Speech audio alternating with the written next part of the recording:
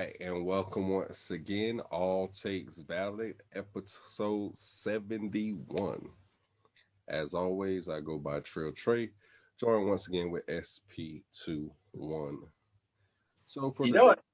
today's episode, we're just gonna go ahead and get into a recap of what's been going on in these NBA playoffs. We didn't touch on it Tuesday, so we're gonna go ahead and get into that today. So let's go ahead and start with the Suns and Nuggets series, which is going a lot different than what I think everybody expected. yeah. The Suns currently lead 3-0, and it's looking like they bringing in the brooms for them boys. It's kind of yeah, totally different than what I would expected. But I kind of feel like that So, Lakers must have gave them boys some type of high that they're just riding on right now. You know, so, they haven't lost a game, since they were down 2-1. They haven't so, looked back. yeah. So, I guess we can say that Jamal Murray is a very important piece in the Nuggets offense. Oh, for sure. I mean, they got past, Portland, but I mean, it's mainly just Dame over there. But yeah, when Yeah. you got some other options. Aiton's been playing well, Chris Paul, Devin Booker, of course. Yeah, that's a lot for just the Joker. I know, MVP, but MVP. yeah. Oh man. I think I think What we else? I think we both picked Denver too, honestly. We did. We did. Uh, I will be the first to admit I thought that after the Lakers win, I thought the Suns kind of high is going to be kind of down because Aiton and the Joker's it's two different centers, and everything. But like you said, I mean, everybody on the Suns has been contributing as each in other ways. Crowder's been hitting clutch threes. Bridge is doing the same thing. Chris Paul once again is running the offense. Devin Booker is going to do Devin Booker things. I guess the person that's really standing out the most is probably Aiton at this. I mean, Devin Booker, we know what Devin Booker and Chris Paul can do, but like out of everybody that's not really like superstar like level names or all-star level names, I mean, DeAndre Ayton's actually doing amazing in this series, really. Um, Yeah. it's just that for the Nuggets, Jamal Murray was a very key point of their offense. It was the Joker can only do so much. Michael Porter is there, but I don't think It's not consistent. it's not consistent. It's there, but it has to be a consistent thing. Um, it's just that everybody else is just like occasionally role players. Yeah, Aaron Gordon is not giving you much. It's just like, I mean, Perazzo's doing as much as he can, as and but what he's not. he's their third point guard at this point. So Yeah, I mean, he's doing good for being third. yeah, the third straight. Yeah, he's doing actually pretty well to be the third straight. So but Aaron Gordon's not really doing anything. Michael Porter's really not giving you what you need from him, and the Joker can only do so much. So, this is a very lopsided series, and if they're not, the writing's on the wall. I'm seeing it already. I think everybody can see it at this point, but I think I'm seeing Utah, Phoenix in the West, the 1 and 2. That's funny. In Brooklyn, in Philadelphia, in the The 1 and 2. That's how it's looking. That's how everything's shaping out. I don't know. I mean, I picked the Nuggets, but I just feel like the Suns. We were wrong. I was wrong. I'll admit. Yeah, I admit I was wrong. I said at the very beginning of this whole statement, I admit I was wrong. But in order for the Nuggets to win, the Suns have to lose it. they have to lose it. They're the only things that can stop them now. Is themselves. Yeah. So. Okay. So from one series that's pretty much in hand to another one who I thought was going to be up 3-0. The Brooklyn Nets, they actually dropped one to the Milwaukee Bucks. So it's now 2-1. By luck. It's still over. Trust me, like it's still over, Milwaukee fans. Like it's still over. But you got some sense of hope. And what's crazy is what you got to look at for them to win. Middleton had to go for 35. Middleton's not going to give you 35 consistently every night. So like that's not even that. It's just that the other two players shot in a weird shooting percentage. Yeah. They won by 2. Yeah, that's what I'm saying. And guess what though? They won, but look what it took for them to win. Look at all. Yeah, but I'm saying it's like everybody's like, "Oh, we're gonna win it." Like people like Bucks fans like, "Yeah, we still in this." I'm like, y'all barely won by 2. Well, no, they won by 3, 86, 83, but still, who's counting a point? Sure. It still was close. It was still a shot could change it all. Yeah, that was pretty much. It was like a bad night, I guess you would say, for Ravens, right? And then Milwaukee had to kind of overachieve as far as, like I said, Middleton doesn't give you games like that twice in a row. Like you're not going to get right. So he just gave you 35. Maybe he'll be in the 20-something range this next game. But they were able to not get swept, so I'll give them that. But I still expect to see Brooklyn close it out in 5 or the next 2. Because it's sure it's unlikely for Middleton to go for another 35 or more. But it's more unlikely that KD and Kyrie was cold. It's unlikely. Right. Another game and they're just no. This was probably the rarest game you see them actually being just mediocre. Yeah. And that's rare. I mean, it happens. It happens. That's why it's a sometimes it's cold. But and I don't even know if you could say mediocre because what? Durant had 30, Kyrie had 22, but when you talk about percentage, you're right. Yeah. Yeah. He was 11 for 28. Yeah. And Kyrie was 9 for 22. So yeah. Yeah. So percentage they still got their numbers, but if they're hitting at their usual clip, that game is over. Yeah. So that makes sense. Yeah, that's what I mean. Not by point wise, but percentage wise, yeah. It was mediocre. They're not gonna do that again. They're not. All right. So we have, well, the one that you have in the background here, the LA Clippers, the best team in LA, huh? Well, you know what? Utah Jazz. Well, here's the thing.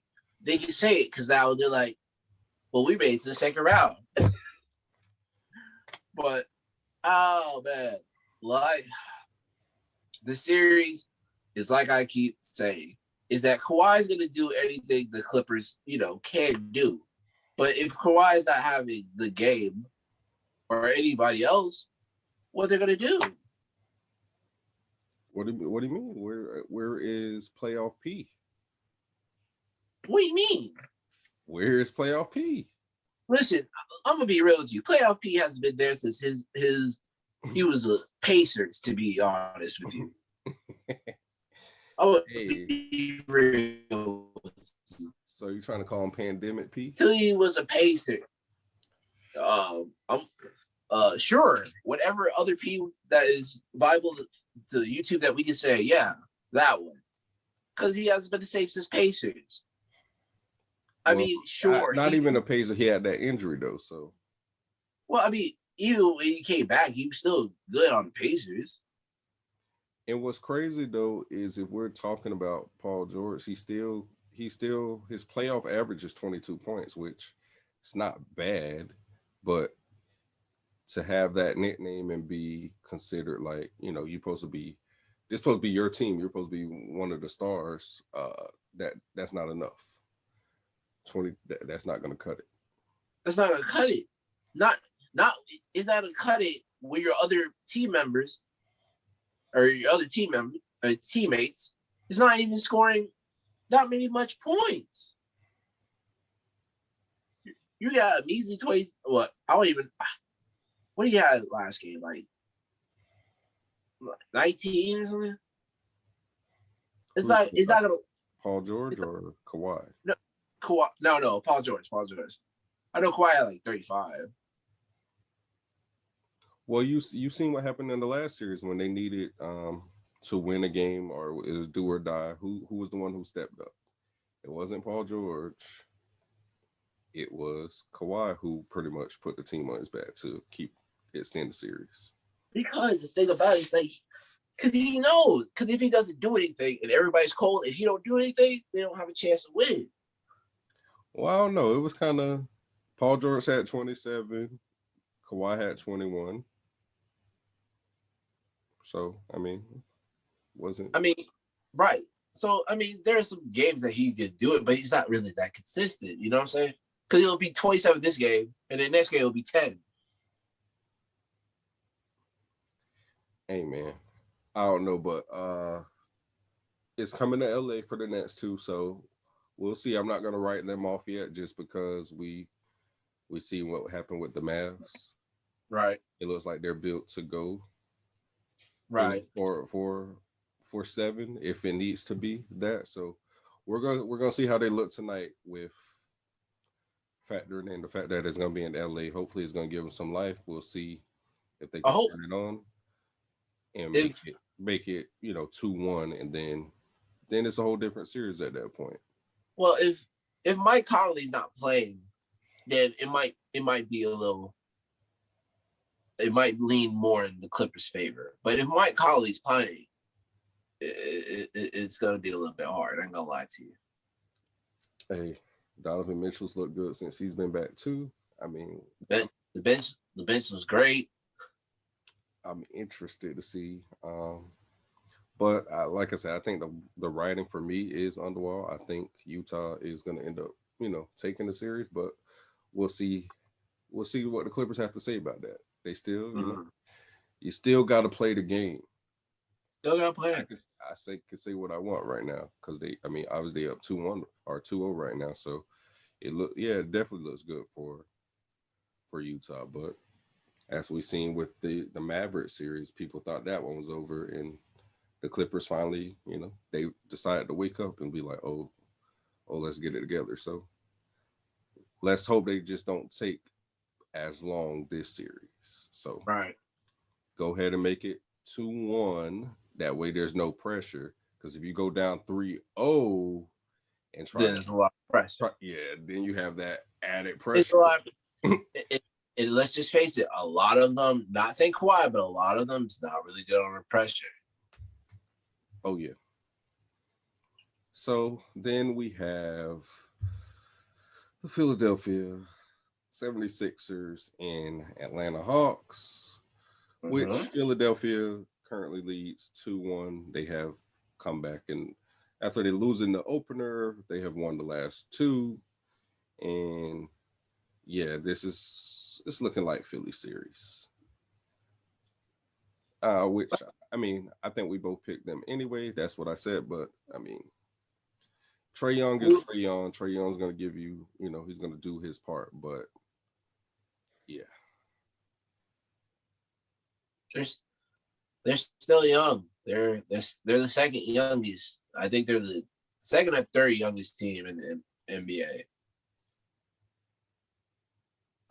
It's still a little bit early. I mean, they're getting their groove, and they're heading to the right direction from not going into the playoffs to actually be seeded, win a series and in a second round. So it's still in the right direction. I'm not going to count them out yet. I think this one can go to 7, but it's just that for the Hawks, everybody else just got to contribute. From Josh Collins,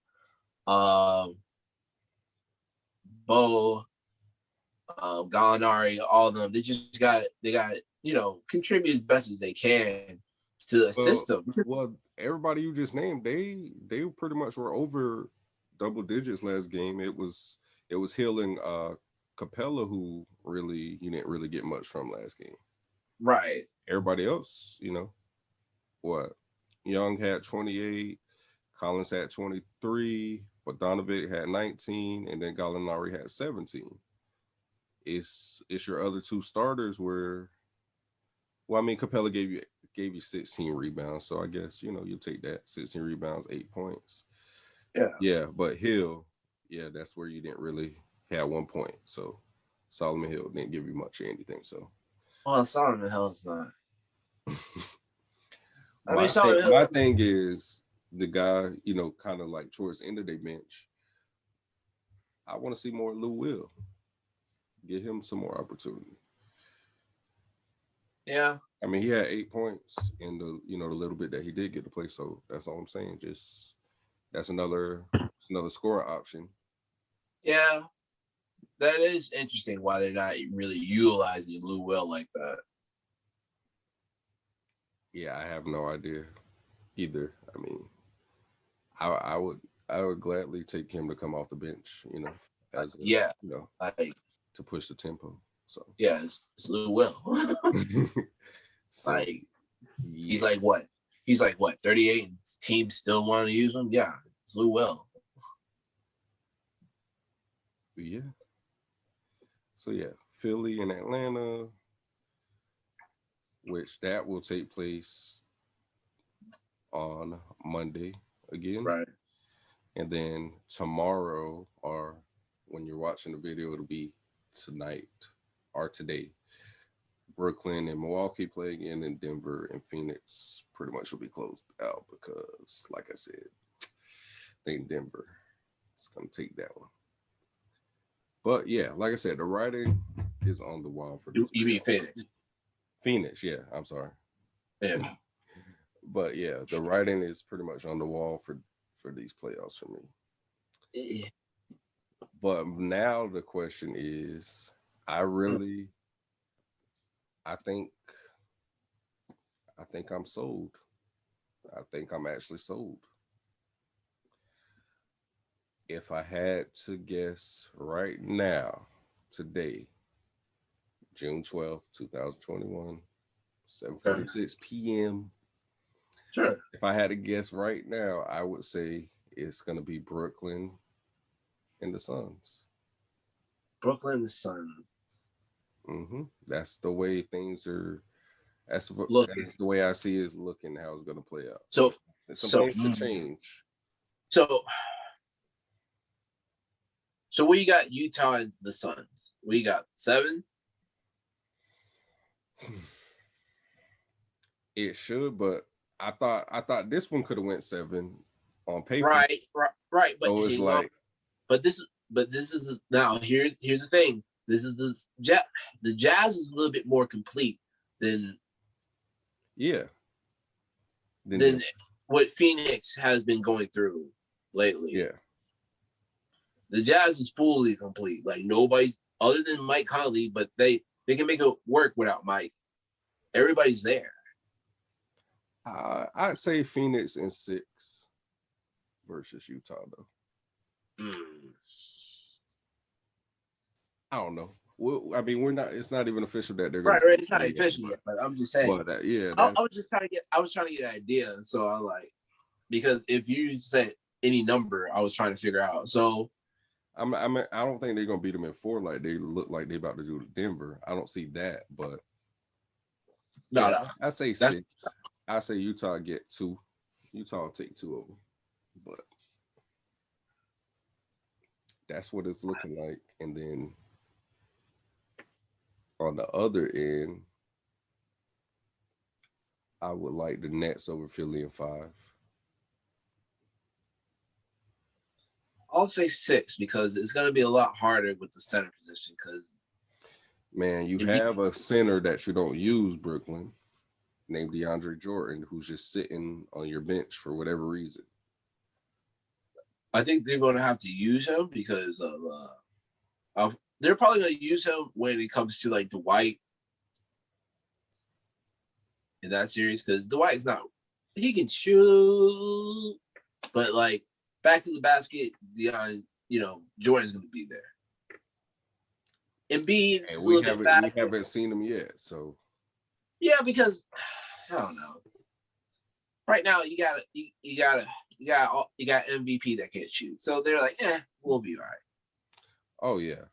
Oh, did you see that clip from part of the game? Oh man, it's crazy. Whoever's the shooting coach and everything needs to be fired. Like, yeah, Giannis has really no bag at all, and it's crazy to me that he is a 2-time MVP, as you just said, like 2-time MVP. But if you take away a lane for him to get to the, the hole, that's why he has nothing. That's why I feel like the Hawks could still pull it out if they could just close the hole. He just got another violation the second time in the playoffs. The first one came in the series versus the Heat. He just got another one the other night. 10-second violation from a free throw because he takes too long to size it up and everything, and he got a violation. So Dell's didn't even get the free throw. It's just, and I've honestly never seen that like happen. Like, I don't think in the NBA, like on the NBA level, like I've never seen that before. No. Where like either you're gonna shoot it and you're gonna miss it, or but he takes so long to the fact that you're getting a penalty for it. Like, nah, what? That's what I say. You're gonna have to. Your game has to change. Like the game is changing. Like the back to the basket centers and all that. This summer, again, I'm gonna say this again. I believe I said this to you last show. Let's say it again. This summer, no Euro steps, no none of that. We know your game. You got all that part perfect. That's fine, cool. Nothing but jump shots all off season. That's the only thing you should be working on. Listen, and we don't need no. I don't want to. Don't even need a 3. He just. I don't want if you he to have get a mid range. Give me a solid. Give me a solid 15. Give me a solid 15, and I can work with that. Like, I don't want no 3. I don't want no 3 from you. No, don't even shoot for the 3. I don't even look at the 3. Give me a solid 15. Give me a solid one. And the thing is, they gladly leave him open for the 3s though. Like they're not scared at all. Because he knows it. They know he ain't gonna make it. And if he makes it, oh well. Yeah, he's not gonna. 9 times out of 10, he's gonna miss it. So he ain't Clay. He ain't gonna shoot the gym. So yeah, I'll live with that make if he does make it. Oh yeah. Go ahead. Yeah, you got that one. Go ahead. You got it. So much space they're giving him to shoot, and he can't shoot worth a spit. Him and Ben Simmons, I'm telling you, them shooting is going to be death for y'all. My superstar can't not be able to shoot. And here's the thing, like I told like some people that we had a discussion about it. When your point guard, the one that's running your offense, cannot shoot free throws in a consistent basis, that's a problem. Right. Because when it comes to, crunch time, and you know how they intentionally foul, they're going to intentionally foul the point guard to stop the clock. You can't make those free throws. Oh, they got a chance to come back. Mm-hmm. And here's the thing, just like Giannis, I don't want Ben to have a 3. I don't want him to shoot 3. Can you give me a solid 15? What's crazy though, he's kind of like Giannis in the fact that like he can take it to the, he can take it to he can get it to the basket. Yeah, no problems. But yeah, if they layoff. if they take that away and give you the open shots, Oh, can't knock them it's down. Like that's the issue. you passing it out. No, we need you to take them shots. Do you know how crazy Giannis would be if he actually had a decent Get an actual shot. And I'm not talking about three, an actual secure mid-range shot. His game will elevate so much. Yeah, that's crazy. But yeah, I think like 4 years ago or so, I was on the Giannis train. I'm not gonna lie, I was. But I it's just mean, yeah. if I look at him 4 years ago to now, it's nothing that he wasn't or nothing that he was doing has like really changed. Like it's just his game hasn't evolved that much at all. Like really, as far as the shooting aspect of it. So it's just like, yeah, I'm cool. I'm cool. Mm. But yeah, that's pretty much it as far as our playoff segment is gonna go, in which we pretty much gave y'all the finals prediction already without officially giving it to you. But well, I gave you mine. I guess he thinks the Utah Jazz is gonna beat the Suns in that series, maybe. Maybe. I'll give them Sun 7. Okay. Well, actually, I get Jazz 7. Jazz 7. Yeah, Jazz 7. Yeah. Okay. So we'll see what happens with that because looks like the Suns are gonna be resting after tomorrow. Unless Denver comes to play. And then Brooklyn, since they let them get one, they have to play another game. Yeah. I thought it was gonna be 4, but it's cool. They didn't want to sweep them. They're being nice, gentlemen sweep. That's cool. Trying to give y'all publicity, trying to give y'all more TV exposure. I get it. Now, what I think would be kind of more entertaining series maybe would be if the Clippers actually can come back in that series. The Clippers in Phoenix. That would. But I think at this point, with majority of teams that are left, I don't think really any have won an NBA title, and if they did, no, no, years ago. The only one in this series that won a title was actually none have won a title. The only team that's been to the finals recently is probably the 76ers was almost there. And then there will be the Nets. Everybody else got eliminated either Western Conference Finals or never touched playoffs. Well, no, I'm not. I'm just saying, like, as far as like a title in general.